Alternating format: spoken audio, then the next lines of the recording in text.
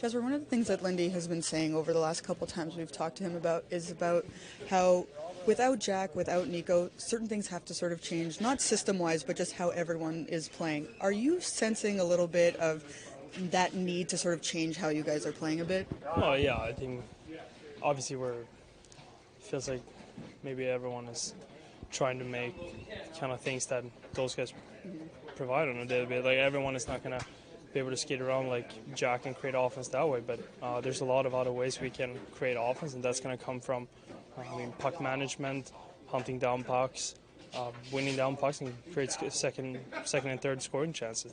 That's how we're going to be successful, and we're just going to have to realize that we're going to have to play to the strength that we have in the room. Do you think that maybe in the last couple of games that wasn't happening in terms of like missing too much of them and not focusing enough on like what everyone's individual strength is right now on the ice? Could have been, but I don't know. I just think that overall we played a little almost junior hockey at times, so we didn't take care of business when we had to, and we're losing our high forward in the offensive zone that gives the other team line rushes, and we don't really take care of the puck enough. And I think the last 2 days we've addressed things, and we worked on things, and I think today was a good day where we all felt like we got better. So we're taking a step in the right direction. I think you kind of mentioned it a little bit there, but another thing that Lindy has brought up is the need for guys to embrace the fact that they're getting more ice time. Everyone's going to get, are you seeing enough of that from yourself, from the group, of taking advantage of that? Yeah, obviously I appreciate getting more ice time. That's what I want. I want to be a guy that comes on the ice and gives a lot of energy and good offensive plays, and also defensive structure to the team when I'm on the ice. And I want to be a difference maker every time I get out there. So obviously I take a lot of pride in getting more ice time, and obviously I feel like there's part of my game that can be a lot better too, that I need to step up on, and I'm ready to face that challenge. What are maybe some of those things that you're thinking about that you need to step up in? Well, it's always getting a little more pucks than that, get inside a little more, try to get into those dirty areas and create a little more scoring chances. And obviously in coming back to D zone too, there's better things in my tracking that I can do, and to help the team get more pucks back and win more games. As you're looking ahead to Winnipeg, what are some of the things that this group wants to focus on in playing their own game going into that game? Yeah, I think you kind of said it there. We're going to focus on playing our game. We're still having a lot of things in our game that we know can get a lot better, and we're going to start thinking about that, and that's going to be those things that I said. It's going to be our puck management, our tracking, and our attention to detail. Thanks, Bratt. Colin, obviously it must feel good I saw you jump on the ice there saying, I'm back. Like, it must feel really good. Yeah, excited to be back with the guys. It's always kind of feels longer than it is when you're away from the team, so it was fun to get back out there. Does it feel even longer when you're a new member of the team in the way too? Yeah, definitely haven't really quite gotten in a rhythm yet, but hopefully that'll come shortly. So in practice, when you went, what happened on that? I don't know. Yeah, I just kind of slid in and couldn't really stop myself. One of those weird ones where you kind of think the board's just coming, and then it does quicker than you think, So I don't know. Never happened before. Just stupid play and jammed it up. How frustrating is that when something like that happens, particularly in practice? In practice, yeah, very, very frustrating. And for you to be out on the ice today, get a feel with the guys now, how are you feeling? Good. It's been fun.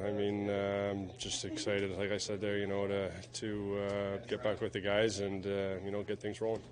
How much were you engaged with the team, even though you weren't on the ice over these last few weeks? Obviously around when they were at home there, but then that long road trip was quite a bit of time away, so I'd say, a little bit here and there. I know before we were talking about you're getting familiar with the systems. Did you use this time also to get some extra insight? Yeah, I think when you can see it a little bit more. Obviously, it looks very easy from where people sit up top and stuff like that. So it's nice to kind of see that and try and put yourself in those positions. How much longer do you feel it's going to take you to get to game ready? Do you feel game ready now? How long do you got? I don't know. I think that's see what the coaches think and stuff like that. But today was a good step forward, and take it day by day. Thanks, Colin. Tyler, one of the things that Lindy has been talking to us about over the last few days is, you know, the notion of not having Jack, not having Nico, that sometimes creativity as a team has to look different without them. What does that look like in your eye right now? Yeah, I mean, obviously it's not easy losing your two best players. So I think, you know, everyone's kind of said it before. It's an opportunity for guys to step up and step into a bigger role. And I think at times we've done a good job as a group, and we've played hard and found ways to stay in games. But at the same time, you know, losing the skill of those two guys, we have to work a little bit harder and maybe not take as many chances offensively and tighten up defensively, and you know, don't have the grade A opportunities that we're giving up. Thanks, Dougie. And right now, I think one of the other things he was talking about is really needing to see guys, you know, take advantage of that increased role that everyone's getting. Not just you, but literally everyone on the team. What does that look like, especially when a team isn't getting the results that they need right now? Yeah, I mean, I think it's a great opportunity. It's why everybody's here. You want to play more. You want that increased role, and you know, obviously not having those two guys with Nico taking all the face-offs and penalty killing all the time, and on the power play, and Jack obviously being Jack. It gives everybody a little added pressure, and I think it's fun. I think it's awesome, and for guys to just, you know, accept the opportunity and just take it and run. At one point this year, Lindy talked about, like, there's guys who are volume shooters, volume scorers. We said one of the things that they like about you is that you're someone who can just have one or two chances in a game and take advantage of it. What's your mindset kind of like in a game, and how you feel the flow and look for those opportunities? Yeah, I think that's always kind of been my strength, is just being able to get open and have really good opportunities and really good looks. And I think that's why I can capitalize on my chances, because, you know, I have a little bit more time and more space. So, you know, when I get my shot off, it goes in for me sometimes. So, just working and I think every game I go into, I want to have, you know, 2-3 grade A opportunities, and obviously hope that, you know, one of those go in. And in terms of, you know, like being one of the vets here, even though you're new, how do you kind of balance that when a team's going through the ups and the downs, like your leadership, even though you're also still like a newer guy in this group, but one of the guys who's been around the most in the league? I think you just try and lead by example. Like you said, I'm newer here, and just going out every night, just obviously trying to have fun. And when you're having fun and you know, doing those things, you win games, and try and, you know, pull guys along if they're not feeling it that night. And I think that's just something I've been able to do the past few years in my career here. Lindy, one of the things you mentioned the other day was, you know, grabbing hold of opportunities, especially with increased ice time. Is there anyone in particular right now that you can point to who you're seeing that from?